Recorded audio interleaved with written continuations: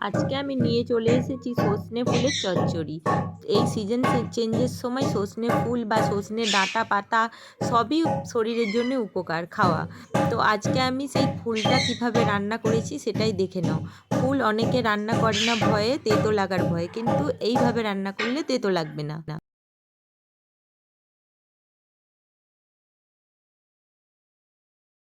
সজনে ফুলের চচ্চড়ি বানানোর জন্য এখানে আমি একটা আলুকে লম্বা লম্বা সরু সরু করে কেটে নিয়েছি, একটু কুমড়োকে লম্বা লম্বা সরু সরু করে কেটে নিয়েছি, আর এখানে নিয়ে নিয়েছি একটা 2-4টে সিমকে ছোট ছোট করে কুচা করে, আর নিয়ে নিয়েছি বেগুনকে একটা ছোট ছোট করে কেটে। আর এখানে দেখো সজনে ফুলগুলো নেওয়া আছে। আর সজনে ফুল অনেকে বললাম আগেই তেতো লাগার ভয়ে খায় না, কিন্তু এইভাবে রান্না করবেন, জলের মধ্যে একটু নুন দিয়ে সেটাকে একটু হালকা গরম করে নিয়ে তারপর সেই জলটার মধ্যে ফুলটা বেশ কিছুক্ষণ দিয়ে রেখে দেবে, তারপর ওটা ছেঁকে রান্না করলে একটুকু তেতো লাগবে না। তো আমিও সেইভাবে সজনে ফুলটা জলের মধ্যে দিয়ে ভালো করে একটু রেখে দিয়ে ধুয়ে নিয়ে তো ওটাকে রান্না করব। এখানে একটা কড়াই বসিয়ে নিয়েছি। কড়াইয়ের মধ্যে আমি এখন একটু সরষের তেল দিয়ে দেবো, আর এটা রান্না হবে আমার সরষের তেলেই। তো সরষের তেলটা দিয়ে কড়াটায় সরষের তেলটা গরম হয়ে গেলে আমি এর মধ্যে দিয়ে দেব যে সরু সরু করে বেগুনটা কেটে রেখেছিলাম, সেই বেগুনটা ভাজতে দিয়ে দেবো। বেগুনটা একটু ভাজা হয়ে গেলে বেগুনটাকে ভেজে আমি তুলে রেখে দেবো। আর বন্ধুরা, এই সিজন চেঞ্জের সময় সজনে ফুল খেয়েও খুবই শরীরের জন্য উপকার, শরীর খুব ভালো থাকে। সজনে ডাঁটা, সজনে ফুল বা সজনে পাতা যেটাই খাও না কেন সেটাই শরীরের জন্য খুবই উপকার। তো দেখো, এখানে আমি বেগুনটা ভেজে তুলে রেখে দিয়েছি, আর এখানে নিয়ে নিয়েছি ছোট ছোট বড়ি বিউলির ডালের। সেই বিউলির ডালের বড়িগুলোকেও হালকা তেলের মধ্যে একটু নেড়ে নামিয়ে নেব। খুব বেশি ভাজবো না, জাস্ট হালকা ভাজা করে নিয়ে নামিয়ে নেব। তারপর কড়াইয়ের মধ্যে আবার বেশ কিছুটা তেল দিয়ে দেব। তেল দিয়ে আমি এর মধ্যে দিয়ে দিলাম একটু ফোড়ন, জিরের ফোড়ন দিয়ে এর মধ্যে যে কুচিয়ে রাখা আলুগুলো ছিল সেই আলুগুলো তেলের মধ্যে দিয়ে ভালো করে নাড়াচাড়া করে নিয়ে আমি একটু ভেজে নেব।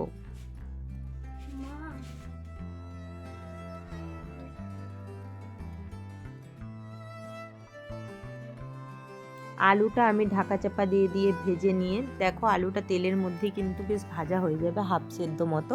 ঠিক সেই সময় আমার কেটে রাখা কুমড়োগুলো এর মধ্যে দিয়ে দেব।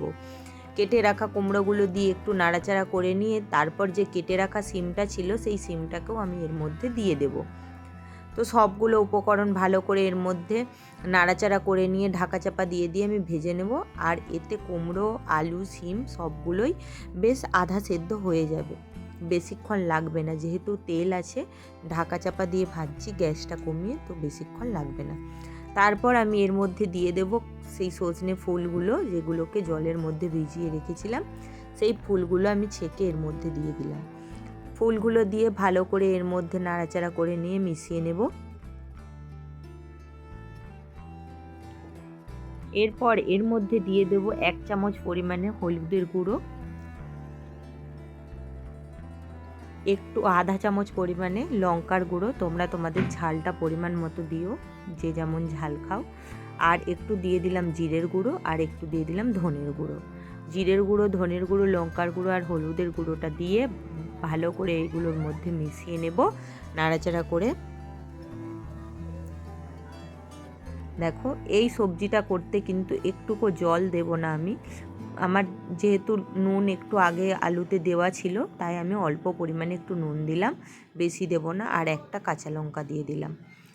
নুন, কাঁচা লঙ্কাটা দিয়ে একটু নাড়াচাড়া করে নিয়ে আমি এখানে পোস্ত বেটে রেখেছিলাম কিছুটা পরিমাণে, সেই পোস্ত বাটাটা দিয়ে ভালো করে একটু নাড়াচাড়া করে নেব। এটাতে কিন্তু একদমই জল দেওয়া যাবে না, বারবার বলছি, জল দিলে খেতে ভালো লাগবে না।